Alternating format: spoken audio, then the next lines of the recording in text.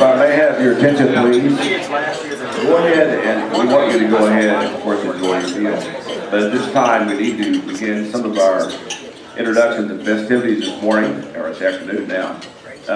Ladies and gentlemen, again, it is my pleasure to welcome you to the Oklahoma City University Athletic Hall of Fame Induction Luncheon, and here to give you a very personal welcome to the Oklahoma City University campus. And I would like for you to welcome the President of Oklahoma City University, Robert Henry.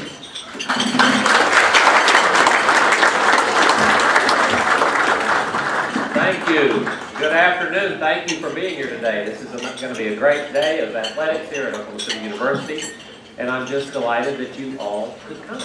I want to compliment Jim and Sodexo on the food we had today. Mine was very good. And I got around to most of the tables. Everybody looked like they were having a pretty good time. But I got to spend some time with General Wade and Bud Samant. So I was in pretty tall cotton over here. I'm kind of a wannabe Kiowa. So it's great. And I got to see Denny's grandchildren, his grandson Brooke, and granddaughter Tyler. Tylee, okay, thank you. I'm not very good with names, that's why I left politics. So, and Rachel was here with blue fingernails. And if you get a chance to see Rachel's OCU blue fingernails, now that is worth doing. We have such great student athletes. We have such great coaches. I always love it when the coach is honored, as we're doing one of our 3 honorees today. Thank you for your support of this great school. I see one of my favorite trustees, J.R. Holmesy, is here, who is sort of in charge of athletics as far as the board of directors is concerned. J.R. Patsy, thank you for being here today, and I'll see you next week at our board of trustees meeting. I passed out my cheesecake to those who are more qualified to eat it than I, and I hope you will make sure that none of that is left at the table today, you athletes who can handle these kinds of calories.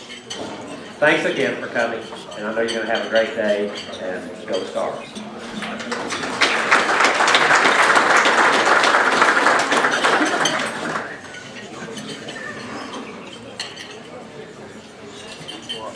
Got a tough one, you're not as tall as these guys are. And now, ladies and gentlemen, may I introduce to you the Athletic Director of Oklahoma City University, Mr. Jim Abbott.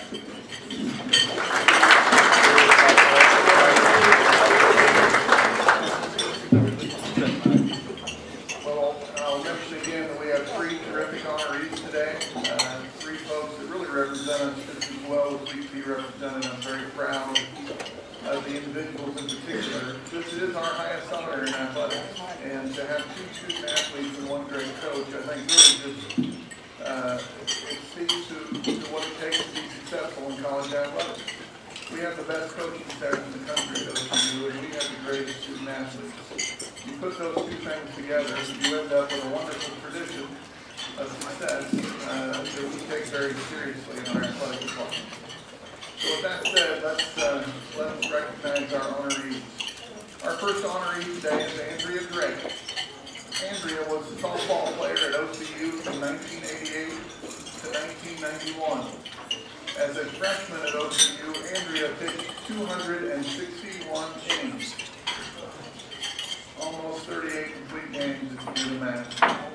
In those 261 innings, she struck out 262 batters. Andrea is not accidentally here in the Hall of Fame today. It's not surprising that Andrea is the career record holder in innings pitched at OCU. She pitched 810 innings. She is also the career record holder in strikeouts at OCU. She struck out 874 batters in those 810 innings, more than 1 batter per inning. Andrea led her team to 2 district championships, 3 trips to the NAIA National Championship. She was a 4-time All-District selection, and she was a 4-time NAIA All-American. Now, Andrea lives in California and unfortunately was unable to be here to join us today. I'm here to tell you more about Andrea and to accept her award on her behalf. Please welcome a member of the OCU Athletic Hall of Fame and also a member of the NAIA Coaching Hall of Fame, our head softball coach, Phil McSpadden.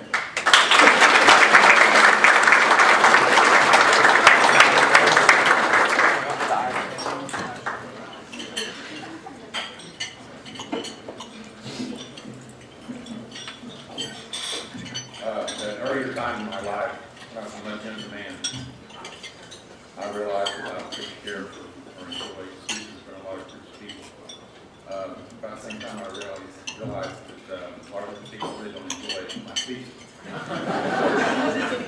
With that in mind, there were a few moments, use an expression from one of my top individuals of all time, Phil McSpadden, I was I read an article a few years ago.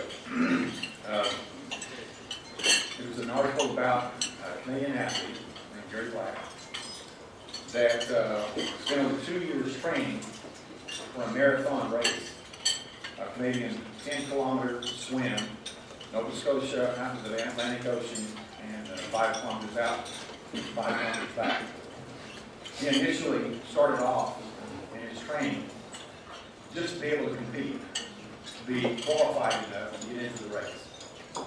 A few more months into it, his goals changed. He was pushing himself, his times had lowered, he felt stronger, felt more confident. And now it was, can I complete a 10-kilometer swim? During that time, I guess, as you get further and further into the weeks leading up to it, toward the end, his goals change one more time, and now, can I win this 10-kilometer race?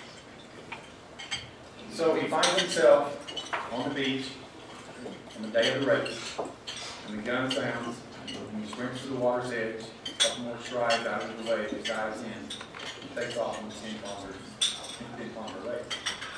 About 2.5 kilometers in, he's in the middle of the pack. He feels pretty good, still has some strength, confident in his abilities. Stroke, stroke, stroke. Halfway out to the turning point, 5 kilometers out. Now he's in the lead. Stroke, stroke. Coming on the strong arm home stretch, 2.5 kilometers out. He's still in the lead. Feels very confident. Stroke, stroke. About 200 meters from shore, a swimmer passes him. He digs down for that proverbial second wind, tries to pick up the cadence, stroke, stroke. About 100 meters from shore, another swimmer passes him. Stroke, stroke, stroke. Kicks in everything he's got, hits the water's edge, hits the beach, sprints to the finish line, dives, collapses, race over, finishes third. Now that particular day, there were 200 swimmers in this race. He beat 197. Does that make him a failure? His goal was to win. He would like to have beaten 199. Is he a loser? If anything, he's an overachiever. The reason I'm sharing that story with you, I think the ultimate compliment we could ever give an athlete is an overachiever. The thing I didn't tell you at the start, I neglected to share with you, I'm sorry. The Gary Black only had one on. So the 2 years leading up to it, you can see what he was trying to overcome. Can I qualify? Can I compete? Can I complete? Can I win? Andrea Drake, as coaches, baseball coaches, softball coaches, we're all guilty of categorizing athletes and putting them into pigeonholes based on their abilities. Baseball, softball, 5-tool kid, can run, field, throw, field, power. We're all looking at the same thing. And it's easy, like I say, when we look back, especially on a 20-year career, 20 years after the fact. Do I remember Andrea as being a power hitter? Absolutely not. A hitter? No. Could she run a little bit, field, did not have good hands? But to me, I'm not talking about the things she couldn't do, I'm talking about the things she could do. She could compete. I love the fact that you talk about it overachieving. Gary Black, overachieving. Andrea Drake, overachieving. Ultimate compliment. It's not about 40 bombs. It's not about 50 stolen bases. It's not about a 980 fielding percentage. It's about somebody you want to put in the thick of things, you trust with everything you've got when your game is on the line. More importantly, as a coaching staff, you think maybe your job is on the line. Who do I want to go in? Very great. I look back 20 years later, ultimate overachiever. Did she have all the tools to play college softball? No. Was she a great student? Her test scores were great to find. Test scores limited to scholarship offers. She still got a degree. Was she a sorority type girl, invited to all the parties, et cetera, et cetera? No. that she's married happily with a child. This is a feel-good story from the president's standpoint. And so if anything else, I accept this award on behalf of Andy. We want to at least say thank you, if she's not here, for excluding the marriage and becoming a mom, 4 best years of her life. And to thank you for, one, allowing her to graduate from Oklahoma City University, giving that opportunity, more importantly, inducting an overachiever, and you're breaking all the knowledge for all of them. Thank you very much.